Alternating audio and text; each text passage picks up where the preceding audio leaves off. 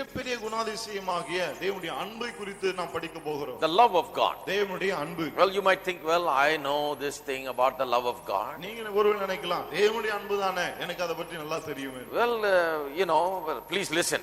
தயவு செய்து இதை கவனியுங்கள். Many times we think we know certain things, but we really don't know. பல சமயத்துல நிறைய விஷயம் நமக்கு தெரியுதுன்னு நினைக்கிறோம், ஆனா உண்மையா நமக்கு தெரியாமல் இருக்கு. But we must go into these things. என்றாலும் இந்த காரியங்களை நாம் ஆழமாய் படிக்க வேண்டும். Let me give you an outline right now of how we are going to study this. இதை எப்படி நாம் படிக்க போகிறோம் என்று முதலாவது ஒரு அவுட்லைன் உங்களுக்கு கொடுத்து விடுகிறேன். An idea of how we are going to do it. எப்படி நாம் இதை படிக்க போகிறோம் என்று உங்களுக்கு சொல்லி விடுகிறேன். First of all, I'm going to show you that the love of God is an outstanding attribute of God. It is an attribute that stands out more than most other attributes. முதலாவது சொல்ல போனால் தேவனுடைய அன்பு இருக்கிறதே, இந்த குணாதிசயம் மற்ற எல்லா குணாதிசயங்களை விட தனித்து நிற்கக்கூடிய ஒரு குணாதிசயமா இருக்கிறது. That we will show. அதை நாம் காண்பிக்க போகிறோம். Secondly, we will define and describe what the love of God is all about. இரண்டாவதாக தேவனுடைய அன்பு என்றால் என்ன என்பதை நாம் சொல்லி அதை விளக்க போகிறோம். Thirdly, we will talk about how the love of God has been manifested. மூன்றாவதாக தேவனுடைய அன்பு எவ்வாறு வெளிப்பட்டிருக்கிறது என்று பார்க்க போகிறோம். And fourthly, the application. நான்காவதாக அது நமக்கு எவ்வாறு பொருந்துகிறது என்று பார்க்க போகிறோம். Now, first of all, let's look at why this attribute is more outstanding, or you can put it in the reverse manner. You can say it stands out more than all other attributes. முதலாவது ஏன் இந்த குணாதிசயம் மற்ற எல்லா குணாதிசயங்களை விட ஒரு எடுத்துக்காட்டான விதத்திலே தனித்து நிற்கிறது என்று நாம் பார்க்க போகிறோம். See, there are three things that the Bible tells us about the nature of God. தேவனுடைய தன்மை குறித்து வேதாகமம் மூன்று காரியங்களை நமக்கு கூறுகிறது. Three things. மூன்று காரியங்கள். And nothing else is told us about God in this way. Only three things. தேவனை குறித்து வேறு எதுவுமே இப்படியாக சொல்லப்படவில்லை, மூன்று காரியங்கள் மட்டுமே சொல்லப்பட்டிருக்கிறது. These three things are told in a particular way to highlight the very nature and character of God. தேவனுடைய குணாதிசயத்தை தன்மையை நமக்கு எடுத்து காட்டும்படியாக தான் இந்த மூன்று நமக்கு சொல்லப்பட்டிருக்கிறது. One, it is told that God is spirit. முதலாவது நமக்கு என்ன சொல்லப்படுகிறது? தேவன் ஆவியாய் இருக்கிறார் என்பது. We already taught that. ஏற்கனவே அதை நாம் போதித்தோம். Jesus told the Samaritan woman. இயேசு சமாரியா ஸ்திரியை பார்த்து சொன்னார், that God is spirit. தேவன் ஆவியா இருக்கிறார் என்று. He is not in his body. அவர் ஒரு சரீரத்திலே இல்லை. He is everywhere. அவர் எல்லா இடத்திலும் இருக்கிறார். He is omnipresent. அவர் சர்வ வியாபியா இருக்கிறார். He is spirit. அவர் ஆவியா இருக்கிறார். Therefore he is a totally different class of being than all others. ஆகவே மற்ற எல்லாரை விட தேவனை பார்க்கும்போது அவர் மிக மிக வித்தியாசமானவராக இருக்கிறார். Secondly, we are told in the same way that God is light. இரண்டாவதாக அதே போல தேவன் ஒளியா இருக்கிறார் என்று நமக்கு சொல்லப்படுகிறது. 1 John 1:5 tells us that. 1 யோவான் 1:5 அதை நமக்கு சொல்லுகிறது. We will come to that maybe later on. பிற்பாடு ஒருவேளை நாம் அதை படிப்போம். God is light. தேவன் ஒளியா இருக்கிறார். That is the second thing. அது இரண்டாவது காரியம். Thirdly, we are told that God is love. மூன்றாவதாக தேவன் அன்பாகவே இருக்கிறார் என்று நமக்கு கூறப்படுகிறது. These three things are told in that particular way. God is spirit, God is light, God is love. Nothing else is told about God in this particular way. பாருங்க, இந்த மூன்று காரியங்கள் எப்படி சொல்லப்படுது? தேவன் ஆவியா இருக்கிறார், தேவன் ஒளியா இருக்கிறார், தேவன் அன்பாகவே இருக்கிறார் என்று சொல்லப்படுகிறது. வேறு எதை குறித்தும் இப்படி சொல்லப்படவில்லை. God is described in these three ways. தேவனை இந்த மூன்று விதங்களிலே வேதம் வர்ணிக்கிறது. So God is love, it says. ஆகவே தேவன் அன்பாகவே இருக்கிறார் என்று சொல்லுகிறது. It is not simply that God loves, it is that He is love itself. ஏதோ தேவன் அன்பு கூறுகிறார் என்று கிடையாது, அவரே அன்பாக இருக்கிறார். It is not just an attribute of God, it is the very nature of God. It is the very nature and essence of God. இது தேவனுடைய ஒரு குணாதிசயம் அல்ல, மாறாக தேவனுடைய தன்மை, தேவன் என்னவாக இருக்கிறாரோ அது. Now turn with me to 1 John chapter 4 verse 8. இப்போது 1 யோவான் 4:8க்கு நாம் திருப்புவோம். 1 John 4:8. 1 யோவான் 4:8. This is the verse that we will begin with. இந்த வசனத்திலே நாம் ஆரம்பிக்க போகிறோம். He that loveth not knoweth not God. அன்பில்லாதவன் தேவனை அறியான். For God is love. தேவன் அன்பாகவே இருக்கிறார். God is love. தேவன் அன்பாகவே இருக்கிறார். He that loveth not knoweth not God. அன்பில்லாதவன் தேவனை அறியான்.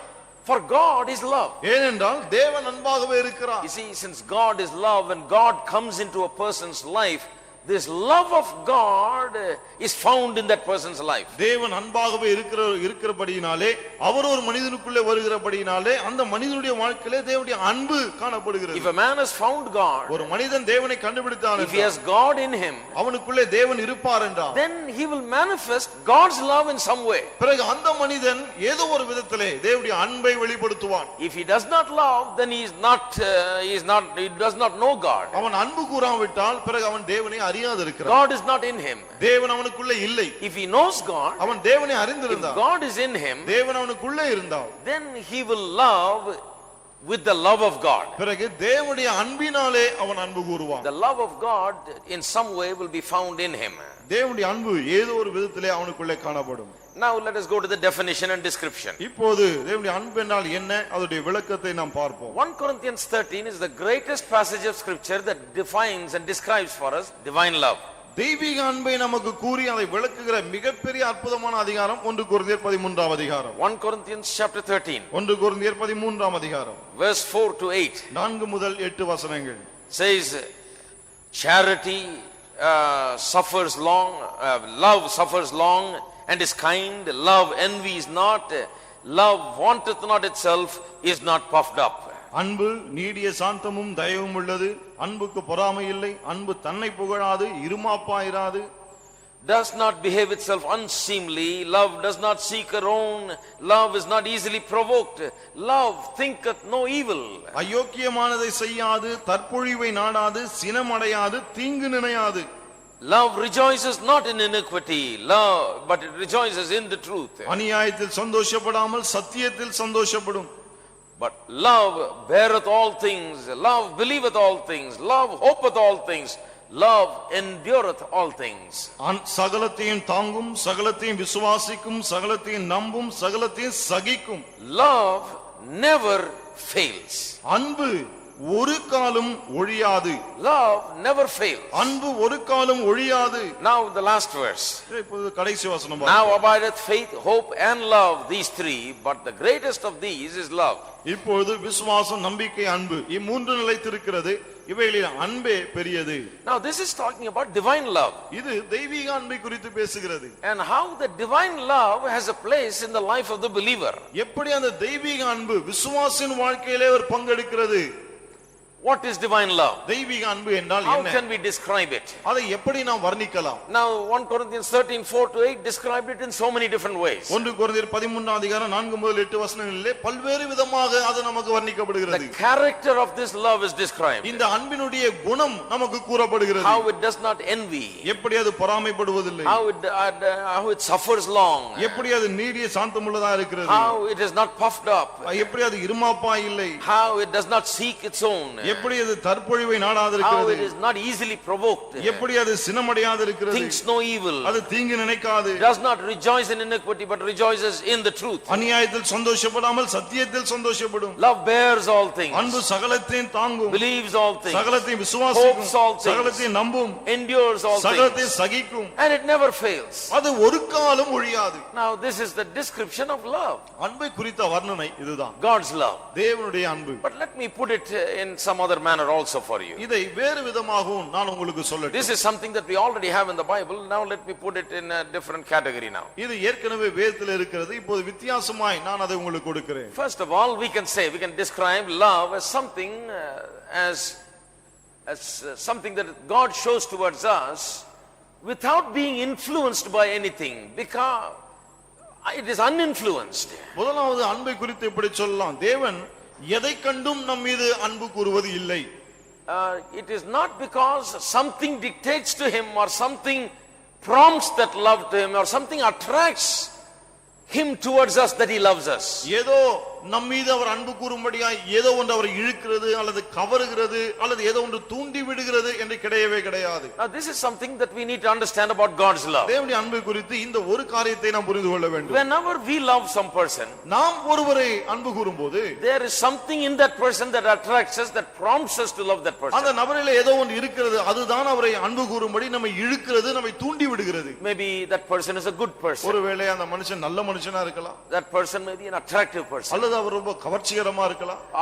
Or maybe that person is is a person that does good. அல்லது அந்த மனிதன் நல்லது செய்கிறவராய் இருக்கலாம். See, various reasons are there. There is something that is an attraction there, so we love that person. அவர்கள் பல்வேறு காரணங்கள் இருக்குது. ஏதோ ஒன்று நம்மை கவர்ச்சிக்கிறது, ஆகவே அன்பு காட்டுகிறோம். Many times we love others for selfish reasons. பல சமயத்திலே நம்முடைய ஆதாயத்துக்காக மற்றவர்கள் மீது அன்பு கூறுகிறோம். We love others for what they can do for us, what pleasure they can give us, or what joy and happiness they can bring us. அவர்கள் நமக்கு என்ன கொடுக்க முடியும், அவங்களால நமக்கு என்ன இன்பம் சந்தோஷம் உண்டாக முடியும், அதை நினைத்து அன்பு கூறுகிறோம். It is basically selfish. Human love is basically selfish. அடிப்படையில் பார்க்கும்போது மனித அன்பு தன்னை சுயநலம் கொண்ட ஒரு அன்பாக இருக்கிறது. But the love of God is totally different. ஆனால் தேவனுடைய அன்பு முற்றிலும் I வித்தியாசமானது. say that because all we see in the world is human love. இதை சொல்ல காரணம் என்ன, இந்த உலகத்திலே நாம் பார்க்கிறது எல்லாமே மனுஷிகமான அன்புதான். Love has lost its meaning in the world.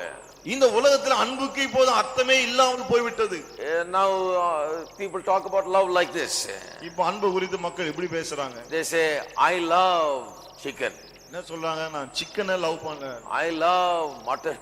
மட்டனை லவ் பண்றேன் அப்படி. See, they use the word love for everything now. இந்த லவ் என்ற வார்த்தை எல்லாவற்றிற்கும் பயன்படுத்துகிறார்கள். It means nothing now, really. இப்ப அந்த அன்பு என்ற வார்த்தைக்கு ஒண்ணுமே இல்லாம போச்சு. I mean, love and like are the same now. இப்போ இந்த அன்பு பிடிக்கும் இந்த ரெண்டு வார்த்தையும் ஒண்ணா அடிச்சு பாருங்க. That is why the preachers have to now preach about love. ஆகவேதான் பிரசங்கியால் இப்போது அன்பை பற்றி பிரசங்கிக்க வேண்டியிருக்கு. Because the world and its description of what love is has taken us far away from what love really is. ஏனென்றால் இந்த உலகம் அன்பை குறித்து சொல்லுகிறதே அது உண்மையான அன்பு என்றால் என்ன, அதை விட மிக வித்தியாசமானதா இருக்கிறது. In the world we don't see love. இந்த உலகத்திலே நாம் அன்பை பார்ப்பதே இல்லை. That is why the world is a very miserable place many times. ஆகவேதான் பல சமயங்களில் உலகம் ரொம்ப துக்ககரமான உலகமா இருக்கிறது. We think someone loves us. நாம் நினைக்கிறோம் யாரோ ஒருவர் நம்மை அன்பு கூறுகிறார். But then that someone does not love us. ஆனால் அந்த ஒருவர் நம்மை அன்பு கூறாத போது then we are disappointed. பிறகு நாம் ஏமாற்றம் அடைகிறோம். Somebody loves us for some time and then doesn't love us. கொஞ்ச காலம் ஒருவர் நம்மை அன்பு கூறுகிறார், அப்புறம் அன்பு கூறாமல் விட்டு விடுகிறார். Does good for us but then doesn't do good for us anymore. நமக்கு நன்மை செய்கிறார், பிறகு நன்மை செய்யாமல் விட்டு விடுகிறார். See, the world is a disappointing world, a world filled with misery, because we don't really experience the love that we are longing for. பாருங்க, இந்த உலகம் ஏமாற்றம் நிறைந்த ஒரு உலகம், துக்கம் நிறைந்த உலகம். ஏன் என்று சொன்னால் இதற்காக நாம் ஏங்கி தவிக்கிறோமோ அது கிடைக்காமல் நமக்கு போகிறது. You see, man was made in such a way to enjoy the divine love, the love of God. தேவனுடைய அன்பை, தெய்வீக அன்பை அனுபவிக்கும்படியாக தான் மனிதன் உருவாக்கப்பட்டான், அந்த விதமாக உருவாக்கப்பட்டான். Again let me tell you, man was made for God. மறுபடியும் நான் உங்களுக்கு சொல்லட்டும், மனிதன் தேவனுக்காகவே உண்டாக்கப்பட்டான். So that God can love him and he can love God. தேவன் அவனில் அன்பு கூறவும் அவன் தேவனில் அன்பு கூறவும் அவன் உண்டாக்கப்பட்டான். So that man can really belong to God and feel a sense of importance and significance, being wanted and finding himself important. நான் தேவனுக்குரியவன், நான் தேவனுக்கு முக்கியமானவன், அவருக்கு விசேஷமான என்ற உணர்வு மனிதனுக்கு இருக்க வேண்டும் என்று அவ்வாறு அவன் உண்டாக்கப்பட்டான். That is why man was made. ஆகவே தான் மனிதன் உண்டாக்கப்பட்டான். He was made to live with love. அன்பினாலே அன்பு கூறப்பட்டவனாய் வாழும்படி உண்டாக்கப்பட்டான். He must be fed love. நாம் அன்பை ஊட்ட வேண்டும். He must be given love. அவனுக்கு அன்பு கொடுக்கப்பட Then வேண்டும். only man will come up. அப்பொழுதுதான் மனிதன் மேலே வருவான். Then only he will be happy. அப்பொழுதுதான் அவன் சந்தோஷமா That is இருப்பான். what makes this world miserable, because there is no divine love in this world. இந்த உலகத்திலே தெய்வீக அன்பே கிடையாது. ஆகவே தான் இந்த உலகம் அவ்வளவு துக்கமானதா இருக்கிறது. The love in the world is something selfish. இந்த உலகத்துல உள்ள அன்பு இருக்கிறதே ஓரளவு ஒரு விதமாய் பார்க்கும்போது சுயநலம் உள்ளதா Now இருக்கிறது. turn with me to Deuteronomy chapter 7 verse 7. இப்பொழுது உபாகமம் 7:7க்கு நாம் திருப்போம். Look at the wonderful way it describes God's love. தேவனுடைய அன்பை எவ்வளவு அற்புதமாய் இது கூறுகிறது என்று The பாருங்கள். Lord did not set his love upon you nor choose you because you were more in number than any people, for you were the fewest of all people. சகல ஜனங்களிலும் நீங்கள் திரட்சியான ஜனம் என்று கர்த்தர் உங்கள் பேரில் அன்பு வைத்து உங்களை தெரிந்து கொள்ளவில்லை.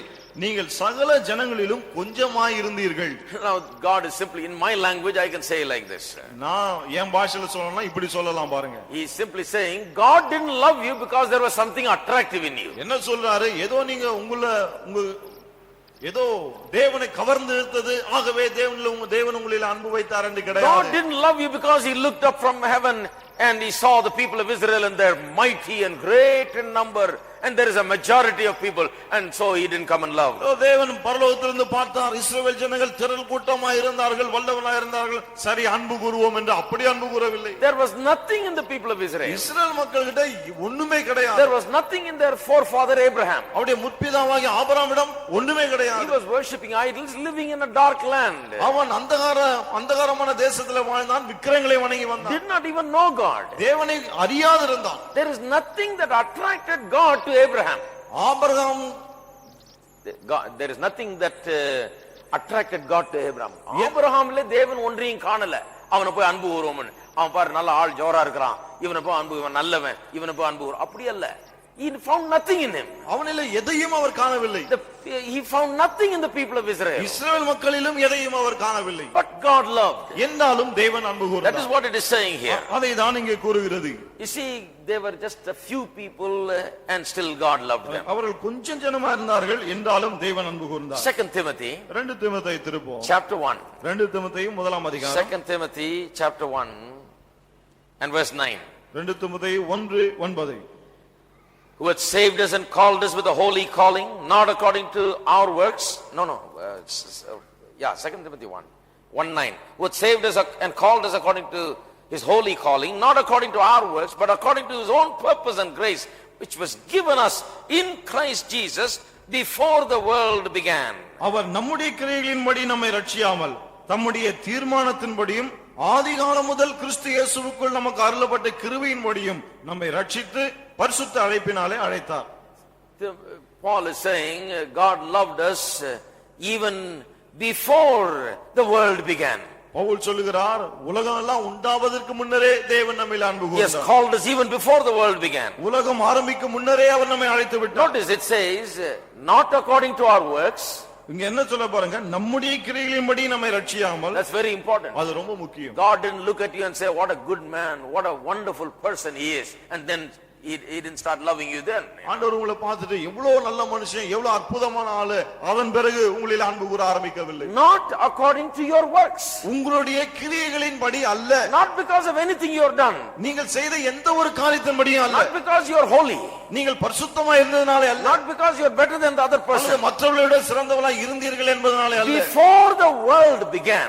உலகம் உண்டாவதற்கு முன்னரே. Before you were ever born. நீங்கள் பிறப்பதற்கு முன்னரே. Before you ever started doing anything good or bad. நீங்கள் நல்லதோ கெட்டதோ எந்த ஒரு காரியத்தை செய்வதற்கு முன்னரே.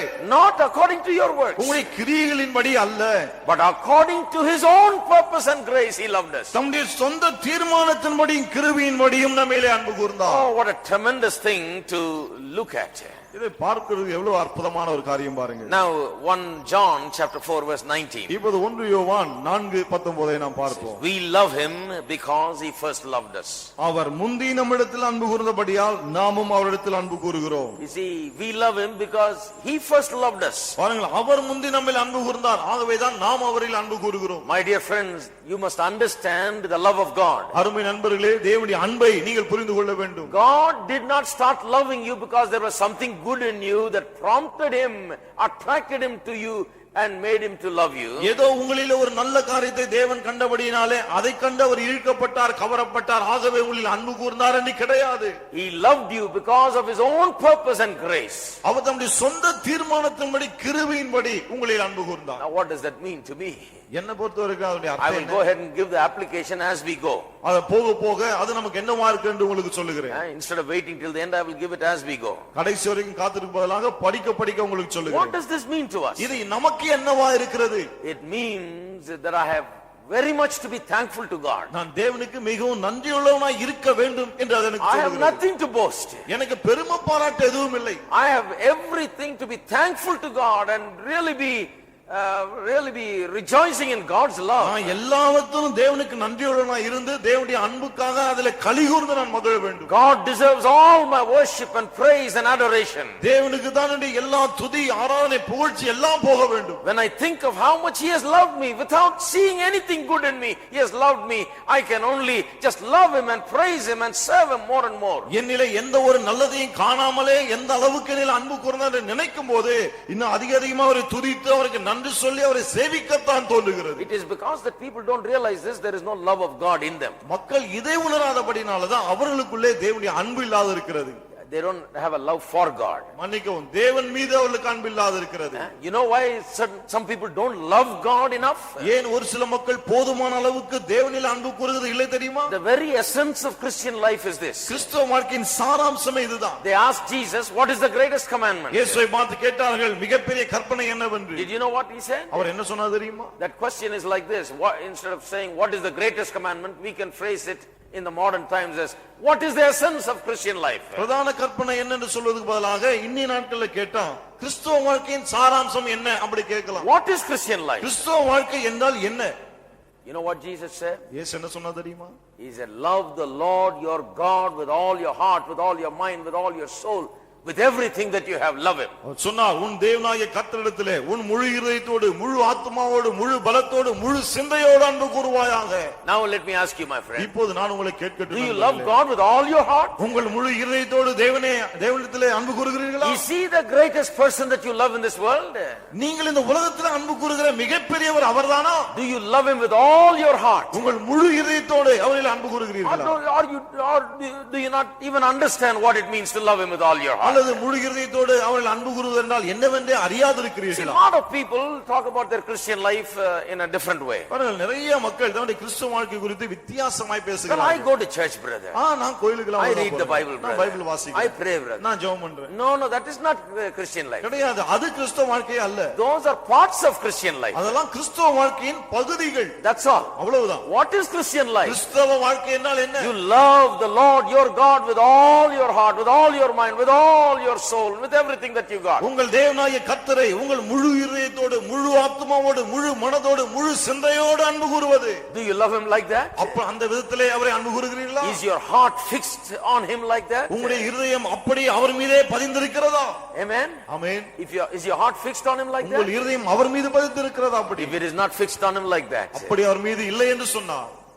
I tell you, my friend, you have not found out about God's love. நண்பர்களே, தேவனுடைய அன்பை நீங்கள் இன்னும் சரியாய் கண்டுகொள்ளவில்லை என்று That நான் is why you சொல்கிறேன். are not able to love him with all your heart. ஆகவேதான் உங்கள் முழு இதயத்தோடு உங்களால் அவரில் அன்பு கூற முடியவில்லை. If you are taught about God's love, you will run to him. தேவனுடைய அன்பை குறித்து நீங்கள் எண்ணி பார்த்தால் அவர் அண்டை ஓடுவீர்கள். You will worship him. அவரை You will ஆராதிப்பீர்கள். adore him. அவரை You புகழுவீர்கள். will praise him. அவரை You will துதிப்பீர்கள். live for him. அவருக்கென்று And you வாழ்வீர்கள். would want to do anything that does not please him. அவருக்கு பிரியமில்லாத எதையும் செய்ய விரும்ப மாட்டீர்கள். He will be the number one person in your life. உங்கள் வாழ்க்கையிலே முதல் ஆளாக அவர்தான் இருப்பார். And your love for him will be the number one thing in your life. பிறகு அவர் மீது நீங்கள் கொண்டிருக்கிற அன்புதான் உங்கள் வாழ்க்கையிலே முதலாவது இருக்கும். So Christian life is not the many activities that we do, it is our love for God and what place that love for God has in our life. ஆகவே கிறிஸ்துவ வாழ்க்கை என்பது தேவன் மீது நாம் வைத்திருக்கிற அன்பு, அந்த அன்புக்கு என்ன இடத்தை கொடுக்கிறோம் என்பதுதானே தவிர நாம் செய்கிற கிரியைகளோ மற்ற செயல்களோ அல்ல. Why do we come to church? ஏன் நாம் சபைக்கு வருகிறோம்? Oh, because we can't keep away from it. We have to come to listen to God's word because we love God. சபைக்கு வராமல் இருக்க முடியவில்லை. தேவனில் அன்பு கூறுகிறோம். ஆகவே அவருடைய வசனத்தை கேட்க வேண்டும் என்று ஓடி வருகிறோம். One person said one time, ஒரு முறை ஒருத்தர் சொன்னார், I go to church because if I don't go one Sunday, the pastor will come to my door. ஒரு வாரம் நான் கோயிலுக்கு போலன்னு சொன்னா பாஸ்டர் வீடு தேடின்னு வந்துருவாருங்க. ஆகவே தான் நான் கோயிலுக்கு போறேன். அவர் வராம இருக்கணுமே இவங்க வர்றாங்க. அவர் வந்துட்டா வம்பாச்சே ஏன் வரலன்னு கேட்பாரு. See, what an attitude. This is not love for God. என்ன ஒரு மனப்பான்மை பாருங்க. இது தேவன் மீது கொண்டுள்ள அன்பு You அல்ல. see, if you are at that level, God help you, my friend. You know, there's no hope. நீங்க அப்படிப்பட்ட ஒரு நிலைமையில இருந்தா ஆண்டவர் தான் உங்களுக்கு உதவணும். வேற நம்பிக்கை கிடையாது. No. கிடையாது. That is why I preach so hard. ஆகவே தான் இவ்வளவு கஷ்டப்பட்டு நான் பிரசங்கிக்கிறேன். Why? ஏன்? So that you love God with all your heart. நீங்கள் முழு இதயத்தோடு தேவனிலே அன்பு கூறும்படியாக. The only reason that you must come to church is because you love God. தேவனிலே நீங்கள் அன்பு கூறுகிறபடியால தான் நீங்கள் சபைக்கு வர வேண்டும். Why do you worship him?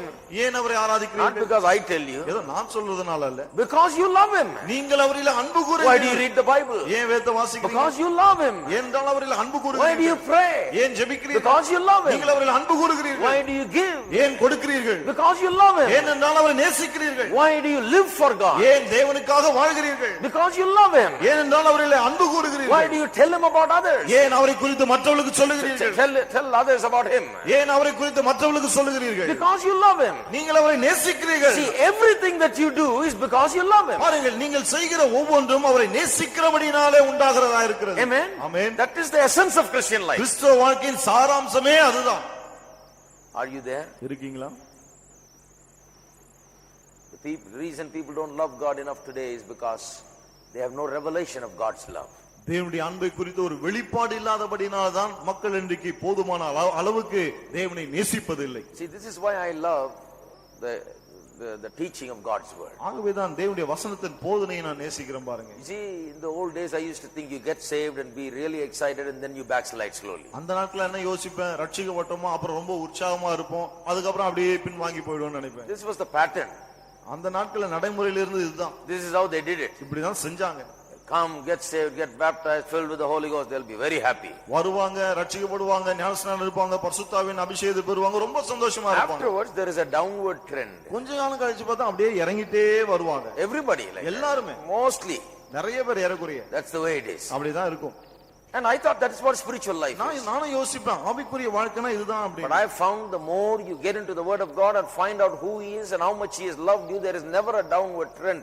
It is always more and more of him, more and more of him, loving him more, serving him more. ஆனா நான் என்ன கண்டுகொண்டேன், தேவனுடைய வசனத்தை அதிகமாய் வாசித்து வாசித்து தேவன் யாருடைய அன்பு எப்படிப்பட்டது என்பதை அறியும் போது கீழே இறங்கி வருவது கிடையாது, மேலே மேலே மேலே நாம் போய்க்கொண்டே இருக்கிறோம். You become stronger and stronger. நீங்கள் அதிக பலனடைந்து கொண்டே Your வருகிறீர்கள். love for him becomes greater and greater. அவர் மீது உங்களுக்குள்ள அன்பு பெருகிக் கொண்டே வருகிறது. You see, it is not just we are not here to just pump you up for just one moment. ஏதோ கொஞ்ச நேரம் உங்களை காத்தடிக்கிறதுக்காக இங்க இல்ல நாங்க. No. கிடையாது. We are here to infuse this knowledge into you. அந்த அறிவை உங்களுக்கு ஊட்டும்படியாகத்தான் இங்க இருக்கிறோம். Because knowing the truth sets you free to live for God. சத்தியத்தை அறிவது தேவனுக்கென்று வாழும்படி உங்களை விடுவிக்கிறது. Secondly, இரண்டாவது, the love of God is eternal. தேவனுடைய அன்பு நித்தியமானதா இருக்கிறது. The best verse for that is Jeremiah 31:33. இதற்கு சிறந்த வசனம் எரேமியா 31ஆம் அதிகாரம் 33ஆம் வசனம். Some of these verses are very standard verses, you must know it always. இந்த வசனங்கள் சில வசனங்கள் கண்டிப்பா நீங்க அறிய வேணும், அப்படிப்பட்ட வசனங்கள். You see, God says, I have loved you with an everlasting love. தேவன் இங்கே சொல்லுகிறார், அநாதி சிநேகத்தால் உன்னை சிநேகித்தேன் என்று. Everlasting love. அநாதி சிநேகத்தால். You see, the love of God is everlasting love. பாருங்கள், தேவனுடைய அன்பு அநாதி அன்பா இருக்கிறது. You see, we already told you that he loved us before heaven and earth was formed. ஏற்கனவே நான் உங்களுக்கு சொன்னேன், அவர் நம்மை வானமும் பூமியும் உண்டாக்கப்படும் முன்னரே அன்பு கூர்ந்தார் என்று. He loved us before the world began. உலகம் தோன்றுவதற்கு முன்னரே நம்மை அன்பு கூர்ந்தார். Since God is eternal, his love also is eternal. தேவன் நித்தியரா இருக்கிறபடியினாலே அவருடைய அன்பும் நித்தியமானதா இருக்கிறது. Now think about that a little bit. அத பத்தி கொஞ்சம் எண்ணி பாருங்க. When did God start loving you and I? தேவன் எப்போது உங்களையும் என்னையும் நேசிக்க ஆரம்பித்தார்? Now turn with me to Ephesians chapter 1. திருப்போம் எபேசியர் 1ஆம் அதிகாரம் verse 4 and 5. 4-5 வசனங்கள். When did God love us? தேவன் எப்போது நம்மில் அன்பு கூர்ந்தார்? verse 4 and 5. 4-5 வசனங்கள். According as he hath chosen us in him before the foundation of the world, that we should be holy and without blame before him in love. தமக்கு முன்பதாக நாம் அன்பில் பரிசுத்தம் உள்ளவர்களும் குற்றம் இல்லாதவர்களுமாய் இருப்பதற்கு அவர் உலக தோற்றத்துக்கு முன்னே கிறிஸ்துவுக்குள் நம்மை தெரிந்து கொண்டபடியே. You see, when did he love us? பாருங்கள், எப்போது நம்மை அன்பு கூர்ந்தார்? He has chosen us in him before the foundation of the world. கிறிஸ்துவுக்குள் உலக தோற்றத்துக்கு முன்னரே அவர் நம்மை தெரிந்து கொண்டார். Next verse tells us that he adopted us as children. அடுத்த வசனம் சொல்லுகிறது, அவர் நம்மை சுவிகார புத்திரராய் முன்குறித்தார் என்று சொல்லி. If you just think about that God loved you even before you ever appeared on the scene, then that makes you praise him even more. இந்த உலகத்துல நீங்கள் வருவதற்கு முன்னரே தேவன் உங்களில் அன்பு கூர்ந்தார் நினைக்கும் போது இன்னும் அதிகமாய் அவரை நீங்கள் துதிக்க வைக்கிறது. So his love is eternal. ஆகவே அவருடைய அன்பு நித்தியமானது. To say that his love is eternal not only means that he loved us before we were ever there.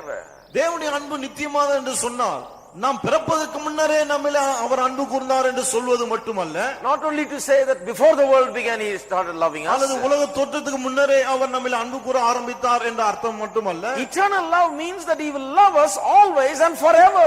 Everlasting love it is. நித்தியமான அன்பு என்று சொன்னால் அவர் என்றென்றைக்கும் நித்தியமாய் நம்மிலே அன்பு கூறுவார் என்ற அர்த்தம். His love has no beginning and no end. அவருடைய அன்புக்கு ஆரம்பமும் கிடையாது, முடிவும் கிடையாது. It is eternal. அது நித்தியமானது. God is love. தேவன் அன்பாகவே He இருக்கிறார். loves us before the world began.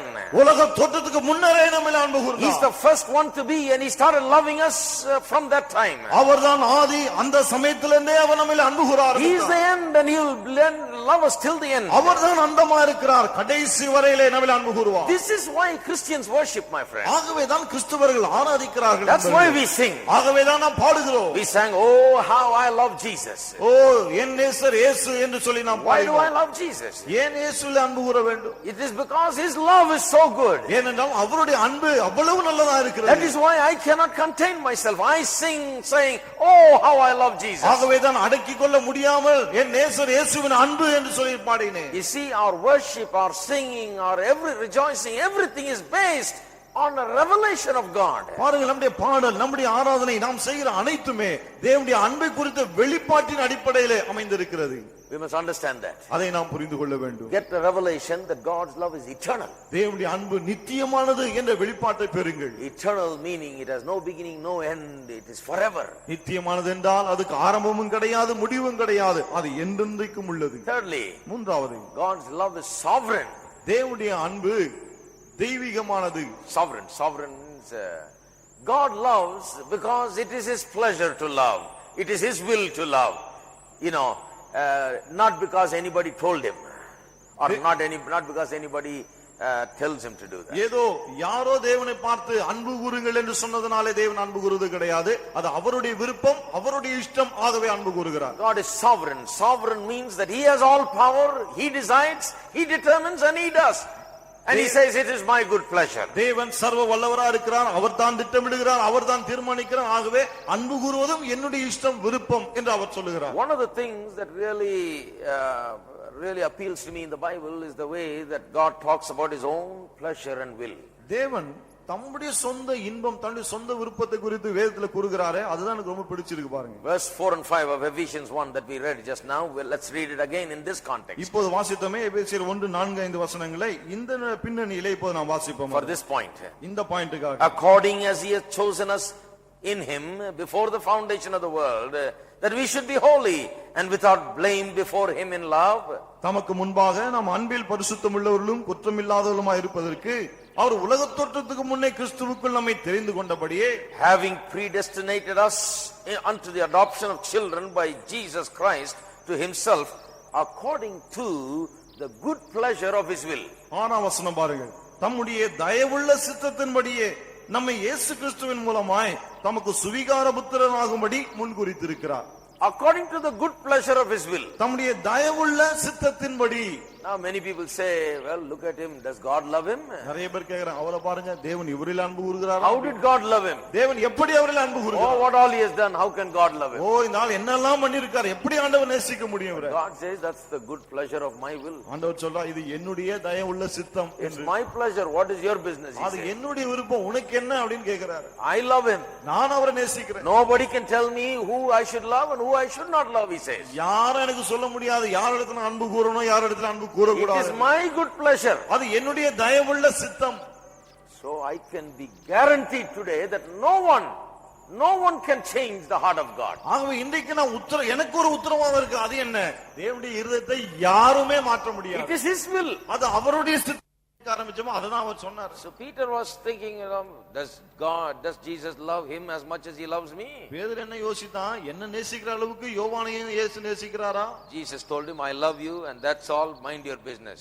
Whether I love him or not, it's my business. இயேசு சொன்னா, நான் உன்னை நேசிக்கிறேன், அதோட நீ கம்முனு இரு. அவர் நேசிக்கிறனா இல்லையா அதெல்லாம் ஏன் வேலை? It's my pleasure. அது என்னுடைய விருப்பம். My will.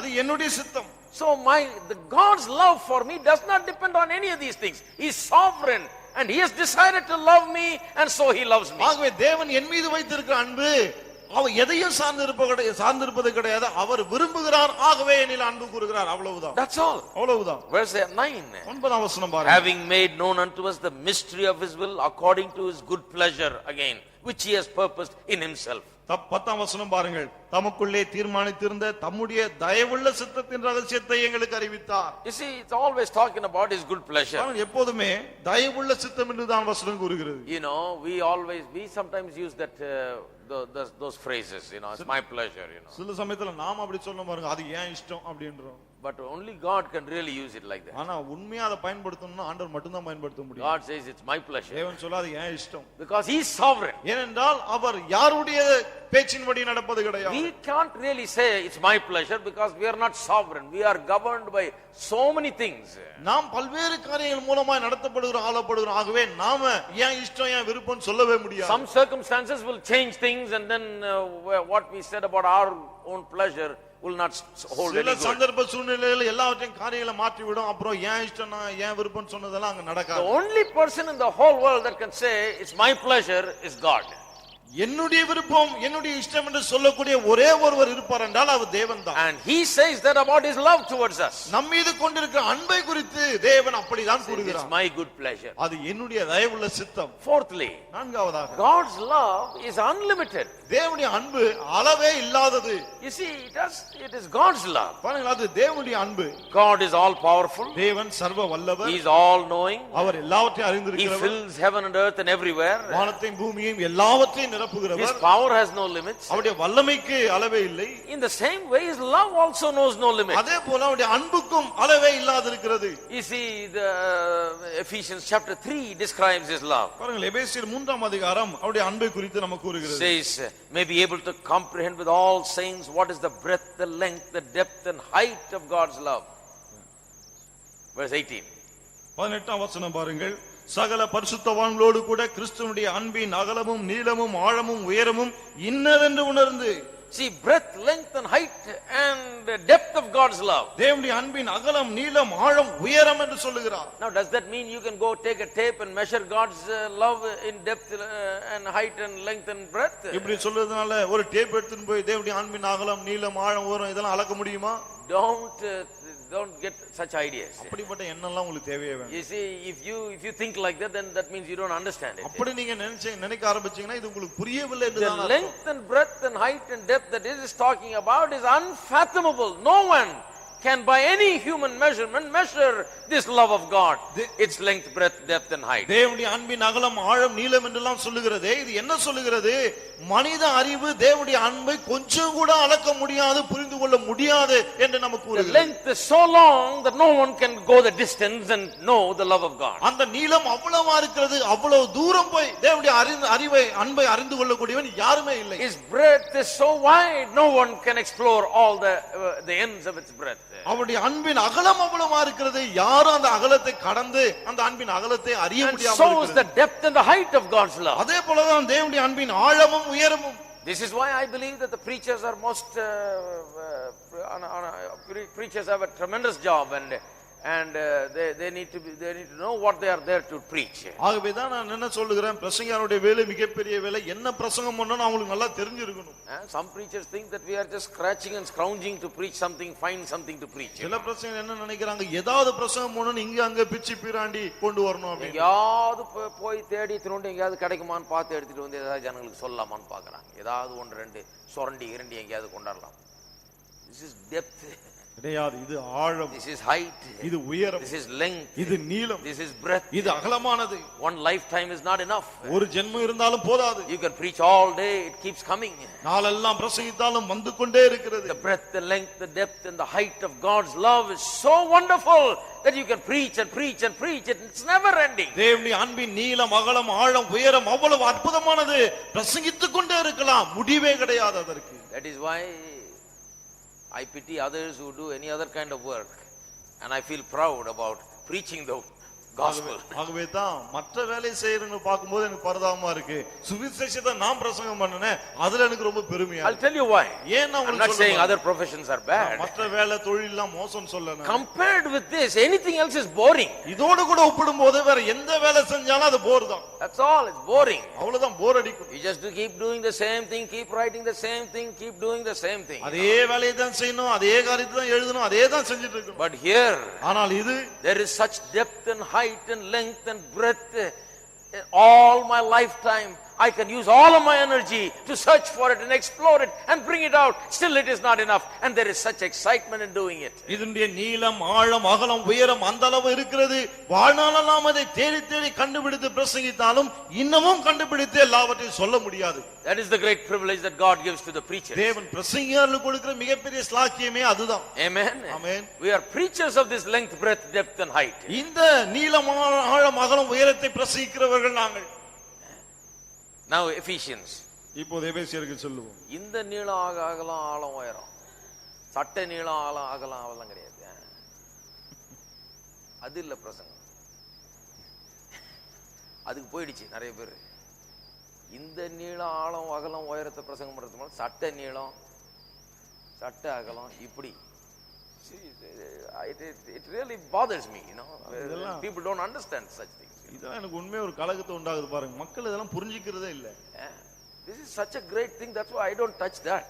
இது ரொம்ப பெரிய காரியம், மிகப்பெரிய காரியம். ஆகவே தான் நான் அத பத்தி எல்லாம் பேசுறது. Preacher is about preaching about this length, this breadth. பிரசங்கியாருன்னு சொன்னா இந்த நீளம், இந்த அகலம் இத பற்றி பேசணும். Ephesians 2 எபேசியர் 2ஆம் அதிகாரம் verse 4. 4ஆம் வசனம். Look at the description அந்த வர்ணனையை of பாருங்க. the unlimited love of God. தேவனுடைய அளவற்ற அன்பை குறித்து. Now Paul is trying to find words to describe it. தேவன் இதை வர்ணிக்க வார்த்தைகளை, பவுல் இதை வர்ணிக்க வார்த்தைகளை He says, தேடுகிறார். but God who is rich in mercy, for his great love wherewith he loved us. தேவனோ இரக்கத்தில் ஐஸ்வர்யம் உள்ளவராய் நம்மில் அன்பு கூர்ந்த தம்முடைய மிகுந்த அன்பினாலே. There is no way that Paul could describe this love. He says, oh, for his great love.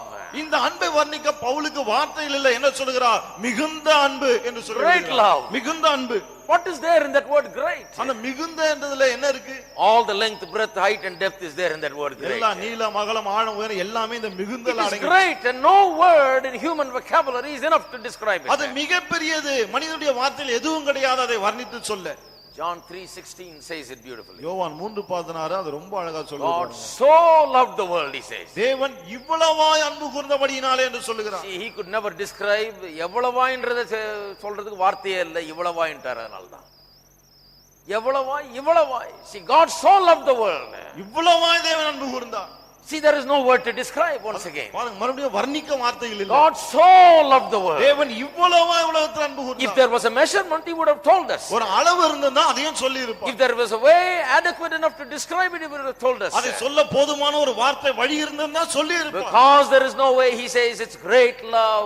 God so loved us. வேற வழி இல்லாதனால தான் தேவன் இவ்வளவா அன்பு கூர்ந்தார், மிகுந்த அன்பு இப்படி எல்லாம் சொல்லுகிறது. It is our job as believers, my friend, all our life to explore this great love of God. விசுவாசிகளாகிய நம்முடைய வேலை என்ன? வாழ்நாளெல்லாம் தேவனுடைய இந்த மாபெரும் அன்பை நாம் கண்டுபிடிக்க The வேண்டும். more you explore this love of God and know this love of God, the more you'll be drawn to him in praise, adoration and worship and to live for him. தேவனுடைய அன்பை அதிகமாய் ஆராய்ந்து தேடி நீங்கள் கண்டுபிடிக்க தேவனை அதிகமாய் புகழுவீர்கள், அவருக்கென்று வாழ்வீர்கள் நீங்கள்.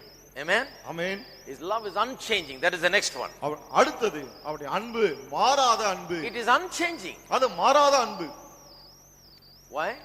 ஏன்? Because God never changed. ஏனென்றால் தேவன் மாறுவதே இல்லை. Then how can his love change? அப்படி இருக்கும்போது அவருடைய அன்பு மட்டும் எப்படி மாற முடியும்? You see, we are trying to describe in so many ways ஆனால் பல்வேறு விதங்களிலே இதை நாம் விளக்க முயற்சிக்கிறோம். what this love of God is all about. தேவனுடைய அன்பு என்றால் என்ன என்பதை There are so many ways to say it. பல்வேறு விதங்களிலே இதை நாம சொல்லலாம். Go on saying it for next 10 weeks, it won't be enough. சொல்லினே போனா அடுத்த 10 வாரம் எடுத்தாலும் போதாது. See, that's why I'm trying to describe it as many ways as possible. ஆகவே தான் எப்படி எல்லாம் சொல்ல முடியுமோ அப்படி எல்லாம் சொல்ல முயற்சிக்கிறேன்.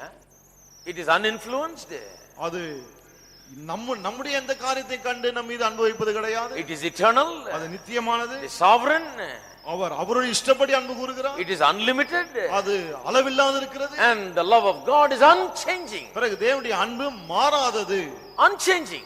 மாறாதது. Nothing can change the love of God towards you. எதுவுமே தேவன் நம்மீது வைத்திருக்க அன்பை மாற்றவே முடியாது. You know, John chapter 13 verse 1 describes it best. யோவான் 13 அதிகாரம் முதலாம் வசனம் அது ரொம்ப நல்லா சொல்லுது பாருங்க. John 13:1 யோவான் 13:1 says, now before the feast of Passover, when Jesus knew that his hour was come that he should depart out of this world unto the Father, having loved his own which were in the world, he loved them unto the end. பஸ்கா பண்டிகைக்கு முன்னே இயேசு உலகத்தை விட்டு பிதாவினிடத்திற்கு போகும்படியான நம்முடைய வேலை வந்தது என்று அறிந்து தாம் இவ்வுலகத்தில் இருக்கிற தம்முடையவர்களிடத்தில் அன்பு வைத்தபடியே முடிவு பரியந்தமும் அவர்களிடத்தில் அன்பு வைத்தார். He loved them unto the end. பாருங்கள், முடிவு பரியந்தம் அவர்களிலே அன்பு வைத்தார். My dear friend, if God has loved you and called you and chosen you to be his child, தேவன் தம்முடைய பிள்ளையா இருக்கும்படி உங்களில் அன்பு கூர்ந்து உங்களை அழைத்து தெரிந்து கொண்டிருக்கிறார். there is nothing that can separate you from the love of God. எதுவுமே தேவனுடைய அன்பை விட்டு உங்களை பிரிக்க முடியாது. That great passage is in Romans 8:35 to 39. இந்த மாபெரும் பகுதி ரோமர் 8ஆம் அதிகாரம் 35 லிருந்து 39 வரைக்கும் காணப்படுகிறது. Oh, every time you read it, it is so wonderful. ஒவ்வொரு முறை அதை வாசிக்கும்போது அற்புதமா இருக்கிறது. Who shall separate us from the love of Christ? கிறிஸ்துவின் அன்பை விட்டு நம்மை பிரிப்பவன் யார்? Shall tribulation or distress or persecution or famine or nakedness or peril or sword? உபத்திரமோ வியாகுலமோ துன்பமோ பசியோ நிர்வாணமோ நாசமோசமோ பட்டயமோ? Nothing. எதுவும் கிடையாது. The answer is nothing. பதில் என்ன? எதுவுமே கிடையாது. Verse 38. 38ஆம் வசனம் I am பாருங்க. persuaded that neither death nor life nor angels nor principalities nor powers nor things present nor things to come nor height nor depth nor any other creature shall be able to separate us from the love of God which is in Christ Jesus our Lord. மரணமானாலும் ஜீவனானாலும் தேவ தூதர்களானாலும் அதிகாரங்களானாலும் வல்லமைகளானாலும் நிகழ்காரியங்களானாலும் வருங்காரியங்களானாலும் உயர்வானாலும் தாழ்வானாலும் வேறு எந்த சிருஷ்டியானாலும் நம்முடைய கர்த்தராகிய கிறிஸ்து இயேசுவுள்ள தேவனுடைய அன்பை விட்டு நம்மை பிரிக்க மாட்டாது என்று நிச்சயித்திருக்கிறேன். Now I don't think anybody can say it better. இதை விட சிறப்பா யாராலும் சொல்ல முடியும்னு நினைக்கல. Paul has gone to the very height of it. Pavul எப்படி சொல்லணுமோ அப்படி சொல்லிட்டார். Nothing can separate us. எதுவும் பிரிக்க முடியாது. If God has loved you, தேவன் உங்களில் அன்பு then கூர்ந்திருந்தார், rejoice in it. பிறகு அதிலே களி கூறுங்க. Then be happy about it. அதை குறித்து சந்தோஷப்படுங்க. Nothing that can happen from now until eternity can separate you from the love of Christ. இன்னையிலிருந்து நித்தியம் வரைக்கும் எது நடந்தாலும் சரி, தேவனுடைய அன்பை விட்டு எதுவும் உங்களை பிரிக்க முடியாது. God has set his heart and his love upon you. தேவன் உங்கள் மீது தம்முடைய இருதயத்தை அன்பை வைத்திருக்கிறார். And nothing can separate you. எதுவும் உங்களை பிரிக்க முடியாது. Amen. Amen. Because God is unchanging. ஏனென்றால் தேவன் மாறாதவராய் இருக்கிறார். James 1:17 says that there is no shadow of turning in him. யாக்கோபு 1:17 சொல்லுகிறது, அவரிடத்தில் யாதொரு வேற்றுமையின் நிழலும் இல்லை என்று. There is not even a shadow of turning. He will not even slightly change. வேற்றுமை நிழல் கூட கிடையாது, கொஞ்சம் கூட அவர் மாற மாட்டார். You see, these are doctrines that are absolutely true. பாருங்க, இந்த உபதேசங்கள் முற்றிலும் உண்மையானவை. He doesn't change. Our மாறுவதே Nothing கிடையாது. changes him. எதுவும் அவரை மாற்றுவதில்லை. Amen. Amen. Are you there? இருக்கீங்களா? Next. அடுத்தது 6th. ஆறாவது, He is holy. His love is holy. அவருடைய அன்பு பரிசுத்தம் உள்ளது. Now this is something that I want to emphasize here. பாருங்க, இதைதான் நான் இங்கே வலியுறுத்தி சொல்ல You விரும்புகிறேன். see, because we understand love as we see it in the world, we don't understand God's love very well. இந்த உலகத்திலே நாம் அன்பை கண்டு அப்படி புரிந்து கொள்கிறபடினாலே தேவனுடைய அன்பை நாம் சரிவர புரிந்து You கொள்வதில்லை. know what the love of the world is like? இந்த உலகத்தின் அன்பு எப்படி இருக்கு தெரியுமா? First of all, let me tell you, the world learns its love from the movies and what's going on television. முதலாவது இதை சொல்லிடுறேன். இந்த உலகம் அன்பை எப்படி கற்றுக்கொள்கிறது? சினிமா படம், டிவி இதை பார்த்து கற்றுக்கொள்கிறது. It is literally so repulsive. I mean, the way they do it, depict love, is so wanting and it has no value at all.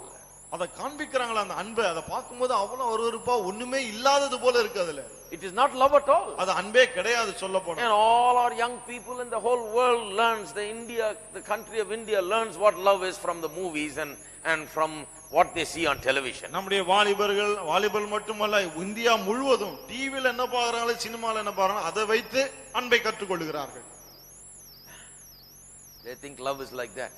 நினைக்கிறாங்க அன்புனா அப்படிதான் இருக்கும். Love is dressing like that. அன்புனா இப்படி Dress Love is looking like that. அன்புனா இப்படி Love is dancing like that. அன்புனா இப்படி dance. Love is singing like that. அன்புனா இப்படி பாடுறது. So it's all exactly the opposite. இதெல்லாம் நேர் எதிரா இருக்கு பாருங்க. அப்படியே Emphasis is placed on the wrong things. தவறான காரியங்கள் மீது காரியங்களை வலியுறுத்துகிறார்கள். The love that is shown in the world is love that is regulated by passion. இந்த உலகத்துல காண்பிக்கப்படுகிற அன்பு இருக்கிறதே ஆசையினால் உண்டாகிற ஒரு அன்பா இருக்கிறது. It is sentiment. அது சென்டிமெண்ட பார்த்து செய்றாங்க அப்படி. It is physical attraction. அது சரீர கவர்ச்சிகரமான காரியங்களை பார்த்து And செய்கிறார்கள். all other things that really don't stand the test of time. அது மட்டுமல்ல மற்ற பல காரியங்கள் காணப்படுகிறது. காலம் செல்ல செல்ல அவையெல்லாம் காணாமல் போகும். God's love is different. ஆனால் தேவனுடைய அன்பு வித்தியாசமானது. It is not regulated by passion, it is not regulated by sentimentality, it is not regulated by any of these human emotions and desires. It is regulated by principle and truth. தேவனுடைய அன்பு கோட்பாடுகள் சத்தியம் இவைகளினாலே தான் கட்டுப்படுத்தப்படுகிறது தவிர மனிதர்கள் ஆசைப்பட்டு உணர்ச்சி வசப்பட்டு சென்டிமெண்டலாக அன்பை காண்பிக்கிறார்களே அப்படியெல்லாம் கிடையவே கிடையாது. The whole world is based on attraction. இந்த உலகமே கவர்ச்சியின் அடிப்படையில் இருக்கிறது. And people love something or someone for attraction. ஒரு காரியத்தையோ ஒரு ஆளையோ மக்கள் அந்த கவர்ச்சியை கண்டு அன்பு கூறுகிறார்கள். Very few people understand what really love is. ஒரு சில ஆட்கள் தான் அன்பு என்றால் என்ன என்பதை புரிந்து கொண்டிருக்கிறார்கள். And that too God's love only people that know the word of God can understand. அது கூட தேவனுடைய அன்பை தேவனுடைய வசனத்தை அறிந்த மக்கள் தான் புரிந்து கொள்ள முடியும். It is not based on passion, desire and all these things. It is based on principle. ஆசை விருப்பம் இதன் அடிப்படையில் எல்லாம் கிடையாது. அது கோட்பாட்டின் அடிப்படையில் காணப்படுகிறது. This is something that we need to really think about. இந்த ஒரு காரியத்தை நாம் சிந்தித்து பார்க்க That வேண்டும். means அதோட அர்த்தம் என்ன? love never conflicts with holiness.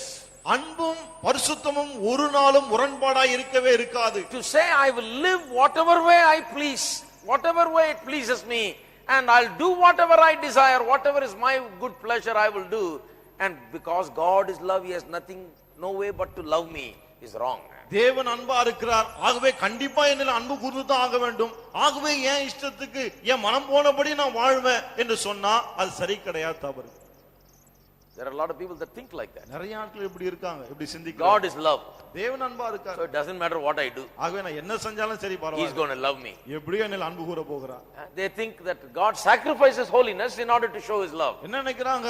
அன்பை காண்பிக்கும்படி தேவன் பரிசுத்தத்தை தியாகம் பண்றாருன்னு I'll நினைக்கிறாங்க. show you one particular verse. ஒரு குறிப்பிட்ட வசனத்தை உங்களுக்கு Romans காண்பிக்கிறேன். chapter 5 verse 21. ரோமர் 5:21. That sin hath reigned unto death, even so might grace reign through righteousness unto eternal life by Jesus Christ our Lord. ஆதலால் பாவம் மரணத்துக்கு ஏதுவாக ஆண்டு கொண்டது போல கிருபையானது நம்முடைய கர்த்தராகிய இயேசு கிறிஸ்துவின் மூலமாய் நீதியினாலே நித்திய ஜீவனுக்கு ஏதுவாக ஆண்டு கொண்டது. How does grace reign? கிருபை எப்படி ஆளுகிறது? Grace or the love of God, you can say it this way, grace or the love of God does not reign by sacrificing righteousness, it reigns through righteousness. கிருபை அல்லது தேவனுடைய அன்பு பரிசுத்தத்தை தியாகம் பண்ணி ஆளுவது கிடையாது, மாறாக பரிசுத்தத்தின் மூலமாக ஆளுகிறது. Reigns through righteousness. நீதியின் மூலமாக ஆளுகிறது. Righteousness and grace go together. கிருபையும் நீதியும் கைகோர்த்து செல்லுகிறது. Grace reigns, not sacrificing righteousness, grace reigns through righteousness. நீதியை தியாகம் பண்ணிவிட்டு கிருபை ஆளுவது கிடையாது, நீதியின் மூலமாக கிருபை ஆளுகிறது. My dear friend, understand this. அருமை நண்பர்களே, இதை புரிந்து கொள்ளுங்கள். God never sacrifices righteousness. தேவன் ஒரு நாள் நீதியை தியாகம் பண்ணுவது That கிடையாது. is why I preached about righteousness. ஆகவேதான் நீதியை குறித்து நாம் பிரசங்கம் பண்ணேன். He never says, it's all right, whatever you do, I will adjust it. சரி, நீ என்ன செஞ்சாலும் பரவாயில்ல, நான் அட்ஜஸ்ட் பண்ணிக்கிறேன் அவர் சொல்லுறதே No. கிடையாது. God cannot agree with that. தேவன் அதற்கு ஒத்துக்கொள்ளவே முடியாது. God is holy. தேவன் பரிசுத்தர். Therefore, his love also is a holy love. ஆகவே அவருடைய அன்பு கூட பரிசுத்தமான அன்பா இருக்கிறது. And the love of God's people must be holy love. தேவனுடைய ஜனங்களின் அன்பும் பரிசுத்தமான அன்பாகத்தான் இருக்க It வேண்டும். is motivated by God's holiness. அது தேவனுடைய பரிசுத்தத்தினாலே தூண்டிவிடப்படுகிறதா இருக்கிறது. They love like God loves. தேவன் அன்பு கூறுகிறது போல இவர்கள் அன்பு There is no கூறுகிறார்கள். sin in it. அதிலே பாவம் கிடையாது. There is no sinful desires and attitudes in it. அதிலே பாவ எண்ணங்களோ பாவ இச்சைகளோ கிடையாது. God's love is holy. தேவனுடைய அன்பு பரிசுத்தமானது. So our love is holy also. ஆகவே நம்முடைய அன்பு கூட பரிசுத்தமானதா இருக்கிறது. Amen. Amen. Are you there? இருக்கீங்களா? Can you say an amen? ஒரு ஆமென் சொல்ல முடியுமா? Our love is a holy love நம்முடைய அன்பு பரிசுத்தமான அன்பு. because we have God's love. ஏனென்றால் தேவனுடைய அன்பை நாம் உடையவர்களா இருக்கிறோம்.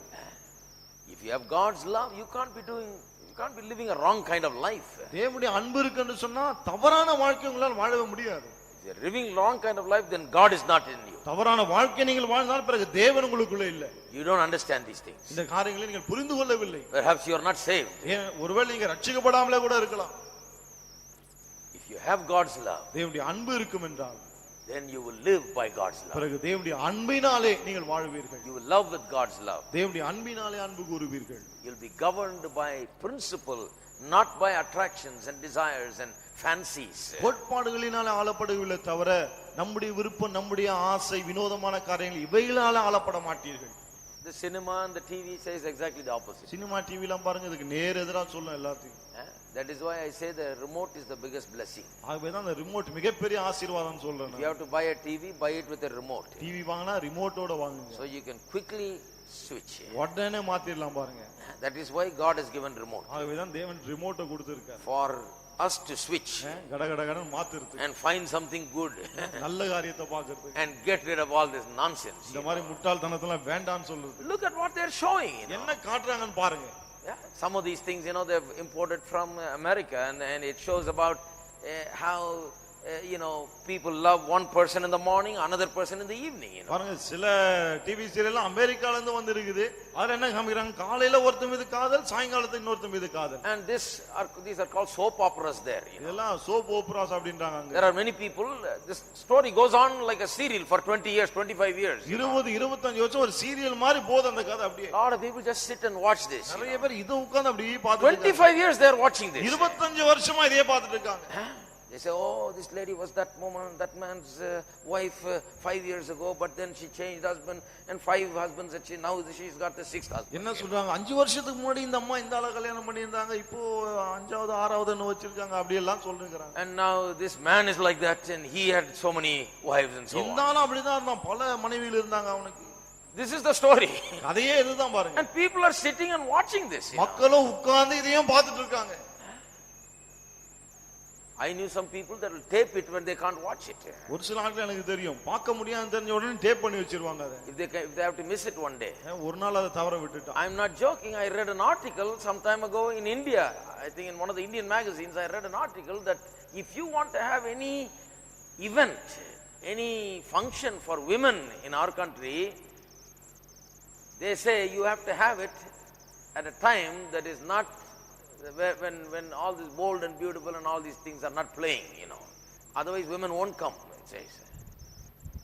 பெண்களுக்கு என்று ஏதாவது ஒரு ப்ரோக்ராம் வைக்கணும்னா அந்த போல்ட் அண்ட் பியூட்டிஃபுல்லாம் வர நேரத்தில் வைக்க கூடாதுன்னு மேகசின்ல எழுதியிருக்கான். ஏன்னா அப்ப யாரும் வரமாட்டாங்களாம், ஏன்னா எல்லாம் அப்ப அதை பார்த்துட்டு இருப்பாங்க. See where all the interest is in. அவங்களுடைய ஆர்வம்லாம் இதுல இருக்கு பாருங்க. And this is what it feeds them. இதுதான் அவர்களை போஷிக்கிறது. And they think this is what life is. வாழ்க்கையே இதுதான் அவங்க நினைக்கிறாங்க. But that is what makes life so miserable. ஆனால் அதுதான் வாழ்க்கையை துக்ககரமானதாய் மாற்றுகிறது. That is why their life is like that. ஆகவே தான் அவருடைய வாழ்க்கை அப்படி You இருக்கிறது. see their life, it will be like that. அவருடைய வாழ்க்கையை பாருங்கள், அதுவும் அப்படிதான் இருக்கும். Everything about them will be wrong. அவளை குறித்து எல்லாமே தவறானதா இருக்கும். Because their thoughts are wrong, what they're watching is wrong, what they're paying attention to is wrong. That is why their life is unhappy. It's wrong. அவருடைய நினைவு தவறா இருக்கிறது, அவர் பார்க்கிறது தவறா இருக்கிறது, கவனிக்கிறது தவறா இருக்கிறது. ஆகவே தான் வாழ்க்கையும் எல்லாமே தவறா இருக்கிறது. But if you get into this, ஆனா இதை நீங்கள் வாசிக்க look ஆரம்பித்தால், at the principles of God's word. தேவனுடைய வசனத்தின் கோட்பாடுகளை கவனியுங்கள். You will have happiness, அப்பொழுது சந்தோஷம் உண்டாகும், joy and peace. மகிழ்ச்சியும் சமாதானமும், Good things will be there in your life. நல்ல காரியங்கள் உங்கள் வாழ்க்கையில இருக்கும். Amen. Amen. Do you understand that? புரியுதா உங்களுக்கு? That is why the Bible that says that God is love, it also says God is light. ஆகவே தான் தேவன் அன்பா இருக்கிறார் என்று சொல்லுகிற வேதம் தேவன் ஒளியாகவும் இருக்கிறார் என்று சொல்லுகிறது. First it says God is light, only later on in the chapter, later on in that book it says God is love. முதலாவது தேவன் ஒளியா இருக்கிறார்னு சொல்லுகிறார், பிற்பாடு தான் தேவன் அன்பாக இருக்கிறார். What does it mean when he says God is light? தேவன் ஒளியா இருக்கிறார்னு சொல்லுகிறாரே, என்ன அர்த்தம்? It means he is the opposite of darkness. இருளுக்கு அவர் எதிரானவர் என்று அர்த்தம். What is darkness? இருள் என்றால் என்ன? Darkness is sin and all kinds of wickedness and corruption. பாவம், துன்மார்க்கம், அழிவும் இருக்குவதுதான் All kinds of wrong things are darkness. எல்லா விதமான தவறான காரியங்களும் இருளா இருக்கிறது. Love is not like that. ஆனால் அன்பு அப்படி கிடையாது. Love is the love that comes from the God who is light. அன்பு என்பது ஒளியா இருக்கிற தேவனிடத்திலிருந்து வருகிற அன்பா இருக்கிறது. That love is holy. அந்த அன்பு பரிசுத்தம் உள்ளது. That is why when you go wrong, our God chastens us, the Bible says. ஆகவேதான் நாம் தவறு செய்யும் போது நம்முடைய தேவன் நம்மை சிட்சிக்கிறார் என்று வேதம் கூறுகிறது. Amen. ஆமென். Now finally, இப்போது கடைசியா the manifestation of God's love. தேவனுடைய அன்பு எவ்வாறு வெளிப்படுகிறது? Now manifestation of God's love is in two ways. தேவனுடைய அன்பு ரெண்டு விதங்களிலே வெளிப்படுகிறது. One is that God's love is revealed generally to all his creatures. ஒன்று தேவன் தம்முடைய எல்லா சிருஷ்டிகளுக்கும் பொதுவாக தம்முடைய அன்பை Let me give you வெளிப்படுத்துகிறார். some verses, write it down. ஒரு சில வசனங்களை கொடுக்கிறேன், எழுதி You must be வைத்துக்கொள்ளுங்கள். very familiar with all இந்த these. வசனங்கள் எல்லாம் ரொம்ப நல்லா தெரிஞ்சிருக்கும். Matthew 5:45. மத்தேயு In the 5:44 Sermon on the Mount, Jesus said மலை பிரசங்கத்தில் இயேசு சொன்னார், that he giveth rain and sunshine to the good people and the evil people. நல்லவர்கள் கெட்டவர்கள் இருவருக்குமே மழையையும் கொடுக்கிறார், சூரிய வெளிச்சத்தையும் கொடுக்கிறார். Sunshine is not just for saints. சூரிய பிரகாசம் வரும் பரிசுத்தவான்களுக்கு மட்டும் கிடையாது. உங்க வீட்ல மட்டும் சூரிய வெளிச்சம் அடிக்கல, எல்லார் வீட்லயும் தான் அடிக்குது. God says it's all right, have it free. தேவன் சொல்ல சரி வெச்சுங்க, இலவசமா You're கொடுங்க. a sinner, நீ பாவியா, you're a bad man, மோசமானவனா, you're living bad. மோசமா வாழ்றியா, Still I love you generally, so I will give you sunshine every day. இன்னும் பொதுவா நான் உன்னில அன்பு கூறுகிறேன், ஆகவே அனுதினமும் உனக்கு சூரிய I will வெளிச்சம். love you generally, so I will give you rain in its season. பொதுவான விதத்துல உன்னில அன்பு கூறுகிறேன், ஆகவே ஏற்ற காலத்துல மழையும் கொடுக்கிறேன். Paul preaching in Acts chapter 14 in verse 17 he says அப்போஸ்தலர் 14:17 பிரசங்கிக்கும் போது பவுல் சொல்லுகிறார், that God has always shown his power and his witness to us. தேவன் எப்போதுமே தம்முடைய வல்லமையும் சாட்சியும் விளங்க பண்ணி வந்தார் என்று. How did he show that he is there? எப்படி தான் இருக்கிறேன் என்று அவர் By காண்பித்தார். generally loving everyone, by giving rain in its season and fruit of the earth in season and so on, causing the earth to grow and all that. ஏற்ற காலத்துல மழையை கொடுத்து ஏற்ற காலத்துல பூமியிலே தானியங்களை விளையச் செய்து இப்படி பொதுவாக தம்முடைய அன்பை காண்பித்து அதை விளங்க பண்ணினார். Amen. Amen. In that way God loves everybody. அந்த விதத்துல தேவன் எல்லாரையும் நேசிக்கிறார். In general. பொதுவாக. But then there is a particular way in which he loves. பிறகு அவர் பொதுவான குறிப்பான ஒரு விதத்திலே அன்பு கூறுகிறார். That is love that is shown in redeeming people. அந்த அன்பு தம்முடைய மக்களை அவர் மீட்டெடுத்தாரே அதிலே God வெளிப்படுகிறது. so loved the world that he gave his only begotten son, that whosoever believeth in him should not perish but must have everlasting life. தேவன் தம்முடைய ஒரே பேரான குமாரனை விசுவாசிக்கிறவன் எவனோ அவன் கெட்டு போகாமல் நித்திய ஜீவனை அடையும்படிக்கு அவரை தந்தருளி இவ்வளவாய் உலகத்திலே அன்பு கூர்ந்தார். This is different. இது வித்தியாசமானது. See, the love in general is different. பாருங்க, பொதுவான அன்பு அது வேறு. That he gives rain and sunshine and fruit of the earth and so on. அதுல மழையை கொடுக்கிறான், வெயிலை கொடுக்கிறான், பூமியிலே தானியங்களை விளைய பண்றான், நிறைய காரியங்களை பண்றான். Even the birds of the air, they are loved by God. They are fed and the lilies of the field, they are clothed. The Bible ஆகாயத்து says. பறவைகளையும் தேவன் கவனித்து போஷிக்கிறார், காட்டு புஷ்பங்களையும் அவர் உடுத்து வைக்கிறார். The point there is, ஆனா அங்க என்ன விஷயம்? if he will feed the birds and take care of the lilies, பறவைகளை போஷித்து இந்த பூக்களை உடுத்து வைப்பார் என்றால் then how much more he will do it for you? பிறகு உங்களுக்கு எவ்வளவு அதிகமாய் செய்வார்? Why how much more? ஏன் அதிகமாய் செய்வார்? If he will generally love everybody, then how much more will he love the redeemed ones? பொதுவாகவே எல்லாரையும் இந்த அளவுக்கு அன்பு கூர்ந்தார் என்றால் பிறகு மீட்கப்பட்டவன் மீது எந்த அளவுக்கு அவர் அன்பு காண்பிப்பார்? If he will generally love everyone and feed everyone, then how much more will he love and feed and take care of his own children? பொதுவாக எல்லாரையும் நேசித்தவளை போஷித்து பராமரிப்பார் என்றால் பிறகு தம்முடைய சொந்த ஜனங்களை எந்த அளவுக்கு அவர் நேசித்து போஷித்து காப்பாற்றுவார்? He has more reasons to love his own because he has redeemed them by sending his own son, killing him on the cross, shedding his blood. He has redeemed them with his own blood and done so much for them. That is why he will love them even more. தம்முடைய சொந்த ஜனங்களை அவர் அதிகமாய் அன்பு கூற நிறைய காரணம் உண்டு. ஏனென்றால் அவர்களுக்காக தான் தம்முடைய குமாரனை அனுப்பினார், சிலுவையில் அவர் மரிக்கும்படி செய்தார், அவர்களை மீட்டு எடுத்தார். ஆகவே தான் அதிகமாய் நேசிக்கிறார். How many of you believe God loves us more than generally just loving everybody? எத்தனை பேர் இப்படி விசுவாசிக்கிறீர்கள்? பொதுவாய் தேவன் மற்றவர்கள் அன்பு கூறுவதை விட என்னிலே அதிகமாய் அவர் அன்பு I am கூறுகிறார். his child. நான் அவருடைய பிள்ளையா இருக்கிறேன். Amen. Amen. I am his child. நான் அவருடைய பிள்ளை. If a man falls down and cuts himself, ஒரு மனுஷன் ஒரு ஆள் கீழே விழுந்து அடிபட்டுன்னு சொன்னா, வெட்டிக்கிட்டுன்னு சொன்னா, they say body automatically naturally heals many times. என்ன சொல்றாங்க? சரீரம் தானாகவே பல சமயங்கள்ல குணமாயிடுது அப்படின்றாங்க. That's God's grace. அது தேவனுடைய கிருபை. That's the love of God, my அதுதான் friend. தேவனுடைய அன்பு நண்பர்களே. Whether he is a sinner or saint, automatically it heals. அவர் பாவியோ பரிசுத்தவானோ தானாகவே காயம் ஆறிடுது. But then, ஆனா When you're a saint, when you're a child of God, நீங்க ஒரு தேவனுடைய பிள்ளையா இருக்கும்போது God heals you. தேவன் உங்களை He குணமாக்குகிறார். gives you His word. தம்முடைய வசனத்தை உங்களுக்கு By His கொடுக்கிறார். quickening power of the Holy Spirit, He heals you. பரிசுத்தாவின் உயிர்ப்பிக்கிற வல்லமையினாலே உங்களை His உயிர்ப்பிக்கிறார். healing is for you. அவருடைய சுகம் உங்களுக்காகத்தான். He loves you much more than a general love with which He loves the rest of the world. பொதுவான அன்பினாலே உள்ளத்துள்ள மற்றவர்களை நேசிக்கிறாரே அதை விட அதிகமாய் உங்களிலே அன்பு கூறுகிறார். Praise God. கர்த்தருக்கு What a ஸ்தோத்திரம். wonderful thing it is. எவ்வளவு அற்புதமான காரியம். God will feed the birds, He'll feed me. தேவன் பறவைகளை போஷிப்பார் என்றால் என்னை கட்டாயம் போஷிப்பார். If He'll clothe the lilies, பூக்களை உடுத்துவிப்பார் என்றால் then He will clothe me. நிச்சயமாய் என்னை He'll உடுத்துவிப்பார். never leave me. அவர் என்னை கைவிடவே மாட்டார். He will give me everything that I need. எனக்கு தேவையான அனைத்தையும் அவர் எனக்கு Because கொடுப்பார். He loves me in a very special way. ஏனென்றால் விசேஷமான விதத்திலே அவர் என்னில் அன்பு Because He has கூறுகிறார். redeemed me. ஏனென்றால் என்னை மீட்டெடுத்து Now, இருக்கிறார். what does this do to us? இது நமக்கு என்ன செய்கிறது? You know what it does? என்ன செய்யுது தெரியுமா? It causes us to love Him more.